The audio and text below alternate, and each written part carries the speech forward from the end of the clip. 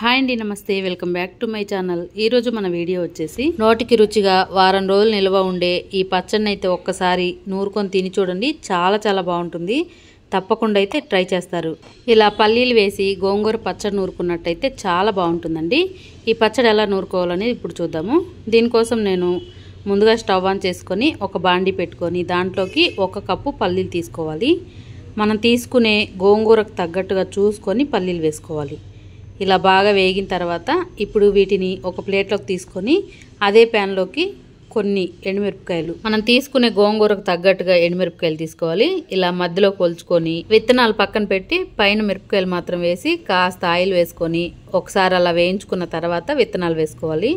విత్తనాలు ముందే వేసామంటే మనకు తొందరగా మాడిపోతాయండి. అందుకని అలా వేగిన తర్వాత లాస్ట్లో వేసుకొని ఒకసారి అలా బాగా కలుపుకొని ఈ విత్తనాలు కూడా బాగా వేగిన తర్వాత తీసుకోవాలి. ఈలోపు నేను ఒక కట్ట గోంగూర తీసుకొని శుభ్రంగా ఒలిచి కడిగి పెట్టుకున్నానండి. మనకి మిరపకాయలు బాగా వేగిపోయాయి. ఇవి తీసి ఒక ప్లేట్లోకి వేసుకొని అదే ప్యాన్లోకి గోంగూర వేసి ఉడికించుకోవాలి. ఇలా వేసిన తర్వాత కొన్ని నీళ్ళను వేసుకొని కొద్దిగా బాగా ఉడికించుకోవాలండి. ఒక 2 నిమిషాల సేపు బాగా ఉడికిందంటే మనకి బాగా ఉడుకుతుంది గోంగూర. ఇలా ఒక్కసారి మగ్గేంత వరకు ఇలా కలుపుకోవాలి. ఇలా కాస్త మగ్గిన తర్వాత ఇప్పుడు మూతను పెట్టేసి ఒక 2 నిమిషాలు మంట సిమ్లో పెట్టి ఉడికించుకోండి. గోంగూర బాగా ఉడుకుతుంది. ఇప్పుడు మూతను పెట్టేసి ఒక 2 నిమిషాల సేపు మంట సిమ్లో పెట్టి ఉడికించుకోవాలి.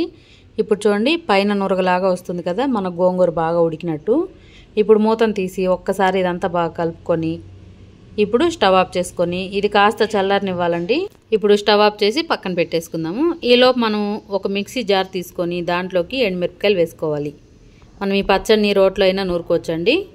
ఇలా ఎండుమిరపకాయలన్నీ వేసిన తర్వాత టేస్ట్కి తగ్గట్టుగా సాల్ట్ వేసుకొని కాస్త జీలకర్ర వేసుకొని ఒక 2-3 ఎల్లుల్లిపాయలను కూడా వేసుకొని ఇది కొద్దిగా మెత్తగా పట్టుకోవాలి. ఇప్పుడు మూతను పెట్టేసి ఒక 2-3 సార్లు పల్స్ తిప్పినట్టయితే మనకు బాగా మెదుగుతుంది. ఇప్పుడు చూడండి, ఇలా మెదిగిన తర్వాత ఒకసారి ఇదంతా బాగా కలుపుకుందాము.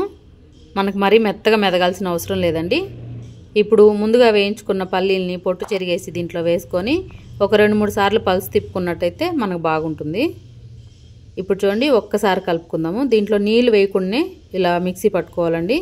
మనం ఈ పచ్చడిని నీళ్లు వేయకుండా నూరుకుంటేనే మనకు వారం రోజులు నిల్వ ఉంటుంది. ఇప్పుడు దీంట్లోకి గోంగూర వేసుకోవాలి. చల్లారిన తర్వాత గోంగూరను వేసుకొని ఒకసారి ఇలా పైకి కింద కలుపుకొని ఇప్పుడు మూతను పెట్టేసి ఒక్కసారి పల్స్ తిప్పుకోండి. మనకు పచ్చడి బాగా మెదుగుతుంది. దీంట్లో నీళ్లు వేయకుండానే నూరుకోవాలండి. అప్పుడే మనకి పచ్చడి వారం రోజుల పాటు నిల్వ ఉంటుంది.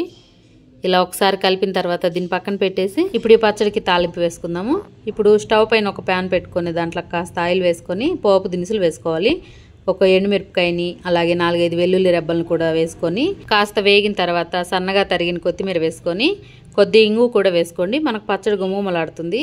ఇవన్నీ వేసిన తర్వాత లాస్ట్లో కొంచెం పసుపును వేసుకొని ఇప్పుడు ఒకసారి కలుపుకొని స్టవ్ ఆఫ్ చేసుకోవాలి. స్టవ్ ఆఫ్ చేసిన తర్వాత మనం ముందుగా నూరుకున్న గోంగూరను దీంట్లో వేసుకొని ఒకసారి బాగా కలుపుకోవాలి. పచ్చడిలో మనం నీళ్లు వేయకపోతే మనకు చాలా రోజులు నిల్వ ఉంటుంది. అదే నీళ్లు వేసినట్టయితే మనకు కలర్ చేంజ్ అవుతుంది, అలాగే వాసన వచ్చేస్తుందండి. పచ్చడి ఒక 2 రోజులకే వాసన వచ్చేస్తుంది. ఇలా బాగా కలిపిన తర్వాత ఇప్పుడు ఇదంతా ఒక బౌల్లోకి తీసుకుందాము. ఈ పచ్చడి మనం రోట్లో నూరుకున్నట్టయితే మనం దంచేటప్పుడే ఉల్లిపాయ వేసి దంచుకున్నట్టయితే బాగుంటుందండి. మనం ఇలా మిక్సీ పట్టే పని అయితే మనం కట్ చేసి వేసుకోవాలి. ఇప్పుడు ఈ పచ్చడిలోకి ఒక ఉల్లిపాయని ఇలా సన్నగా పొడవుగా కట్ చేసి వేసుకొని ఒకసారి కలుపుకోవాలి. అదే మనం రోట్లో నూరుకునే పని అయితే దంచి వేసుకోండి, చాలా బాగుంటుంది.